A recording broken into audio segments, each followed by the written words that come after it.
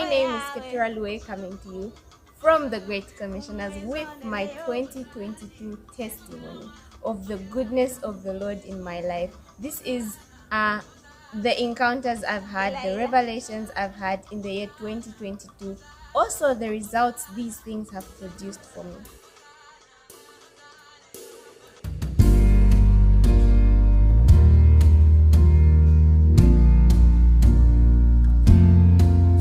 Through the ages,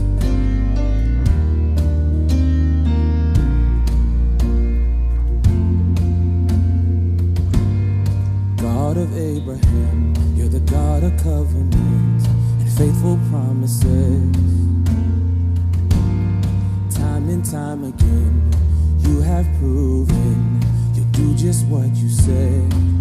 Though the storms may come and the winds may blow, I'll remain steadfast and let my heart learn when you speak a word, it will come to pass. Great is your faithfulness to me. Great is your faithfulness to me. From the rising sun to the setting, same I will praise your name. Great is your faithfulness to me. Firstly, I would love to talk about how my prayer life has just evolved and changed. Indeed, it is the year of divine promotions and increase. So, a few years ago, Dad taught on a series titled Prayer. It has many parts and, prayer concept, effective prayer, and things like that. And this year, I decided to revisit those. And I realized that certain prayers I was praying were not in alignment, and that is why I was not getting answered. And so I decided to change the way I was praying, and also each and every time revisit my motives for why I'm praying what I'm praying, why I'm asking for what I'm asking for, and things like that. And I have seen tremendous change in my life this year. In my prayer life, I think I have recorded more testimonies this year birthed from the place of prayer. Another thing on my list is identity. It's a big thing here in the Great Commissioners to know who you are and to know where you're coming from and to know what God has sent you for. So I suffered from inferiority complex and identity crisis. Not that I did not know who people said I was, not that I did not know who people assumed or thought I was or who they wanted me to be. I just didn't know who I was, who God said I was. I did not see myself through God's lens. And this year I have learned to see myself that way, regardless of what everyone else is seeing. So one of the things I've always been insecure about is, I don't know, the fact that I'm so tiny.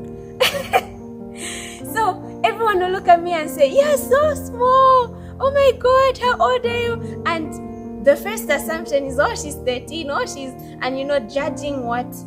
judging everything by appearance. Because I look small, I don't know enough. Because I look small, I'm not good enough for a certain level or certain things.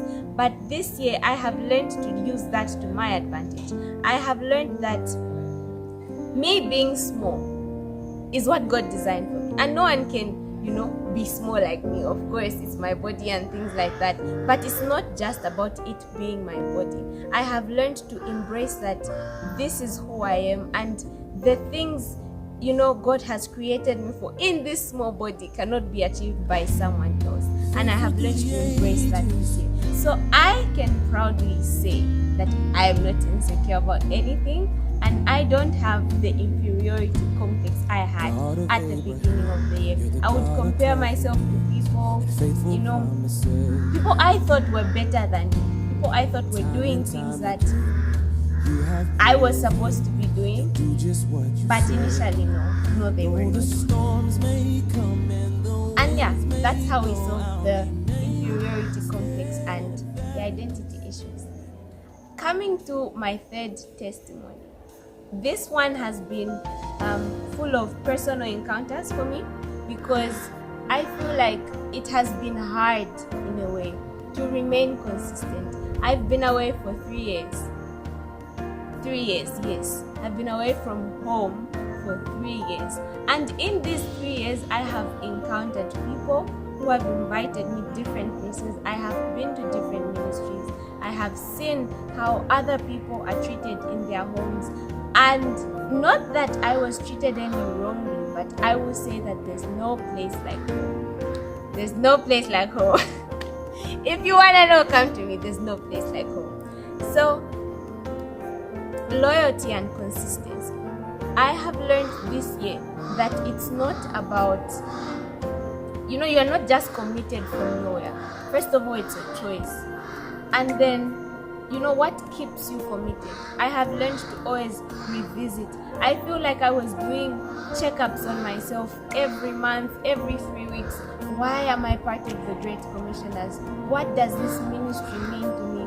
Who is the God of the Great Commissioners? What is my revelation of my man of God?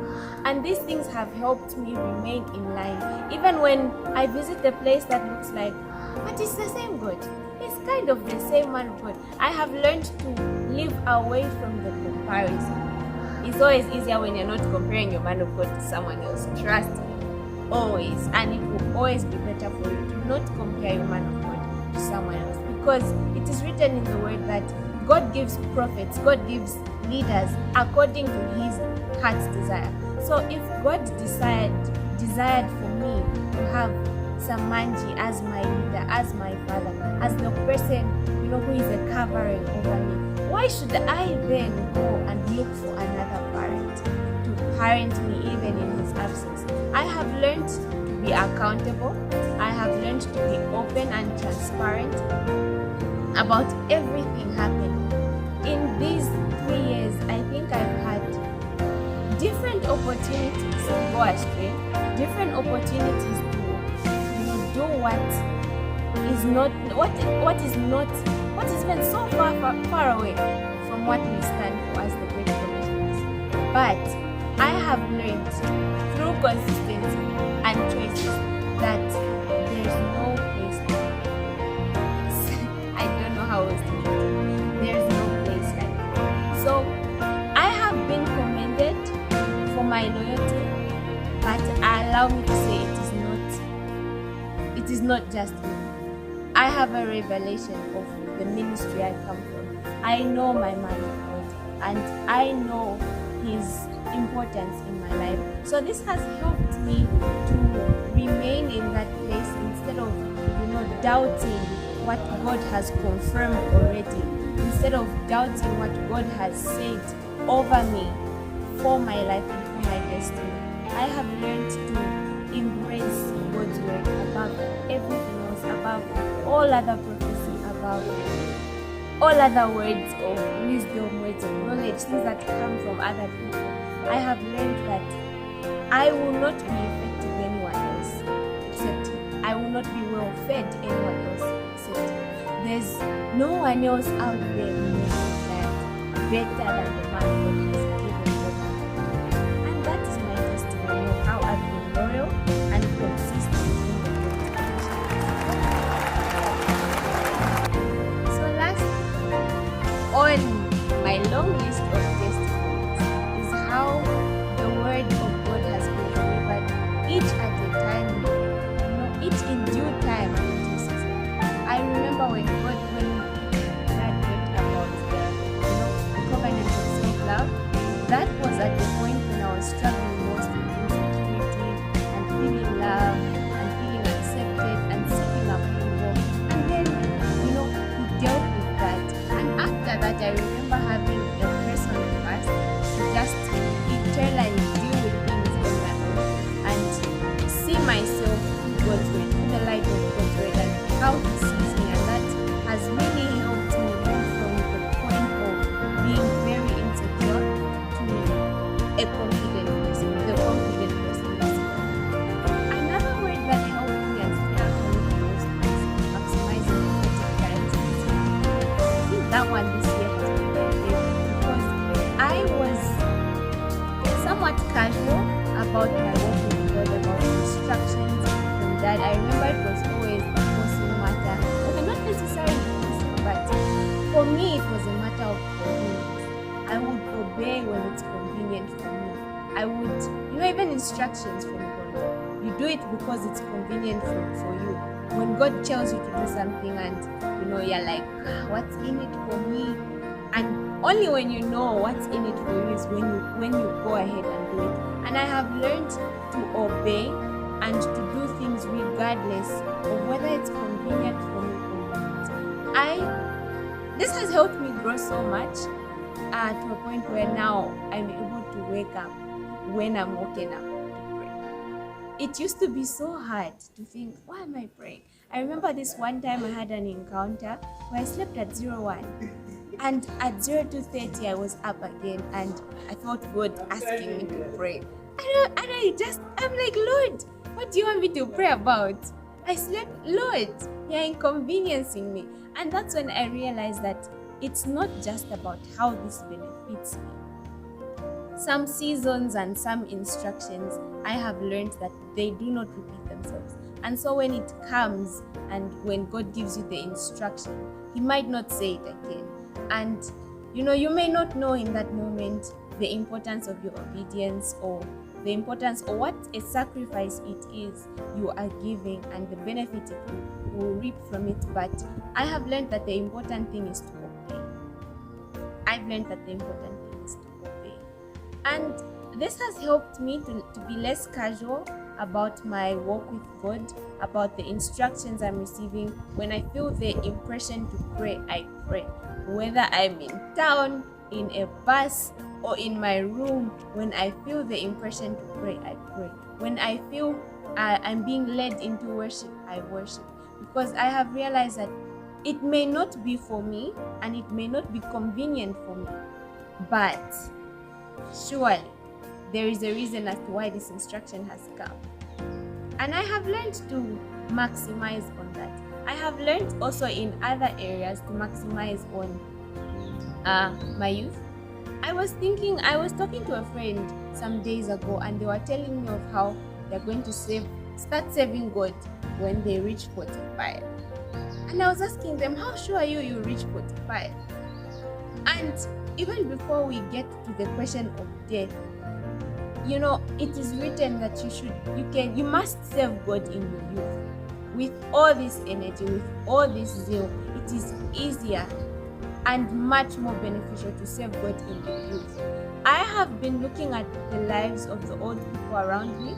I have this grandmother, she's 79 now, she's in Zimbabwe, and she's been a lover of God from the time she was young. And for her, so now when she gets bored, she can't dance as she used to, she can't sing as she used to, she can't do the things she used to do in the house of God. So sometimes she just gets up, picks the table, and she's like, I've gone for evangelism, I'm bored. And when I think about what should make her go for evangelism just because she's bored, just because she feels like I have time to evangelize, let me go evangelize, I have realized that it has nothing to do with her age, but it is where she's coming from and it's how she's been all this time. There's no way you're going to just stand up at 79 and say, I'm going to evangelize about a God you don't know. It's not possible. And that has made me realize that serving God in your youth pays. You are maximizing on the time, yes. You are making the days count, yes. And you are doing whatever you can with the energy that you have now. But it not only benefits you, because even me, having grown up around her, it's been easier to find myself wanting to serve God, find myself feeling energetic about this Jesus, because I have been around people who have served Him for so long. And now I understand why David was able to say, I was young and now I'm old, and I have never seen the righteous forsaken. Even in my 20-something years of living, I have never seen the righteous forsaken. I also have been around other elderly people who did not maximize their youth in the house of God. So for them, now, what's important is the phone, the grandchildren, and I I have an elderly person who we live with sometimes, and every time it's like people are not giving me attention, they're not talking to me, and he's always on the phone, on TikTok, on Facebook, doing the same things that we are wasting our time doing. And this made me realize that this will not come to an end, and the change will not be sudden. You do not just come to a point where you realize, I have to change, my time is almost up, and to change, it won't be as easy. And so I have learned that it is more beneficial to serve God now, while I am young, while my bones are energetic, while I can do anything with my time. I have no one monitoring me, I have no one to reach home and mommy, and interrupting my prayer time. I have realized that if I can maximize on what I have now and do the best with it, then I believe the future is bright. So that was my testimony for 2022. I believe I have maximized every opportunity to serve God, every opportunity to feed, and every opportunity to share what I have learned in the commission this year. Thank you so much. It never runs out. It never runs out. It never